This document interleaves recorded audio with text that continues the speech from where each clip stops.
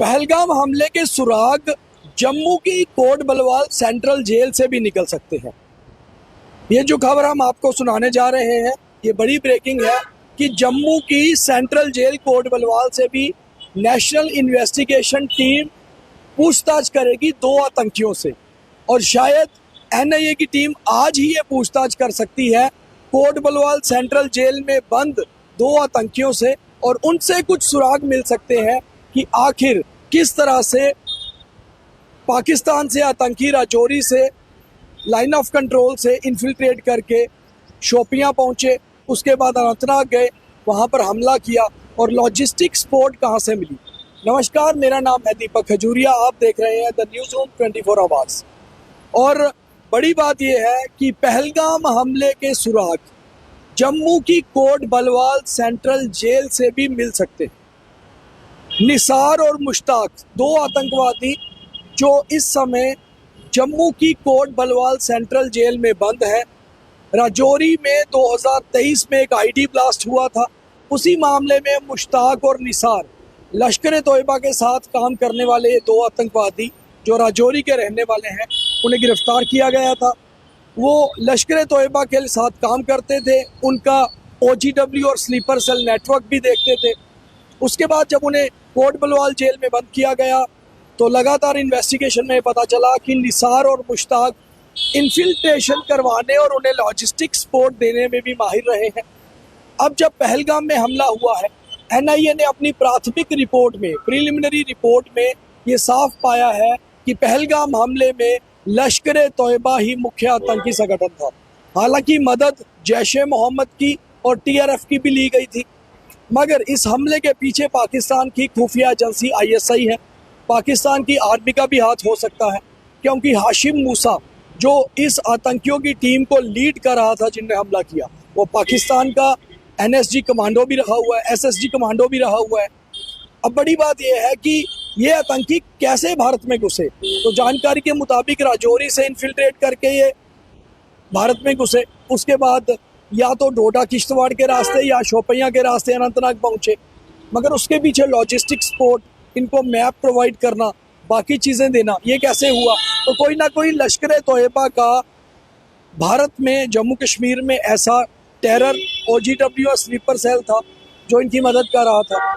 अब जानकारी ये है कि मुश्ताक और निसार 2 लश्कर तोयबा के आतंकी जो 2023 में राजौरी में एक आईडी ब्लास्ट के मुख्य आरोपी थे, वो जम्मू की कोट बलवाल सेंट्रल जेल में बंद है। तो कोट बलवाल सेंट्रल जेल में अब एनआईए की टीम पहुंचेगी। हो सकता है आज ही ये टीम एनआईए की कोट बलवाल सेंट्रल जेल जाए, वहां इन दोनों आतंकियों से पूछताछ की जाएगी, और फिर अगर कुछ सुराग मिलते हैं जो पाकिस्तान के आतंकी आए थे जिन्होंने पहलगाम हमला किया, उनके साथ जुड़ते हुए, तो जाहिर सी बात है कि एक और FIR लगेगी और मॉडस ऑपरेंडी का काफ़ी कुछ हल हो जाएगा। काफ़ी कुछ सुराग मिलने के बाद तार जो हैं वो पता चलेगा कि कहाँ कहाँ से जुड़े हुए हैं। तो एक बड़ा अपडेट है एनआईए का। हालांकि एनआईए ने अपनी पहली रिपोर्ट, जो प्रीलिमिनरी इन्वेस्टिगेशन की पहली रिपोर्ट है, वो आज MHA को, मिनिस्ट्री ऑफ होम अफेयर्स को सौंपनी है, और उसके बाद इन्वेस्टिगेशन भी आगे बढ़ेगी। और इन्वेस्टिगेशन में जो अगला तार है वो जम्मू के कोट बलवाल सेंट्रल जेल से जुड़ता हुआ नजर आ रहा है। कोट बलवाल सेंट्रल जेल में 2 आतंकी बंद हैं जो राजौरी के हैं, लश्कर तोयबा के लिए काम करते थे। एक का नाम मुश्ताक है, दूसरे का नाम निसार है। ये दोनों 2023 में राजौरी में हुए आईडी ब्लास्ट में शामिल थे, जिसमें एक बड़ा नुकसान हुआ था उस समय। उसके बाद से इन्हें गिरफ्तार किया गया था, और गिरफ्तार करने के बाद जब पूछताछ की गई थी तब भी ये सामने आया था कि ये दोनों आतंकी लश्कर तोयबा के लिए स्लीपर सेल के रूप में भी काम करते थे।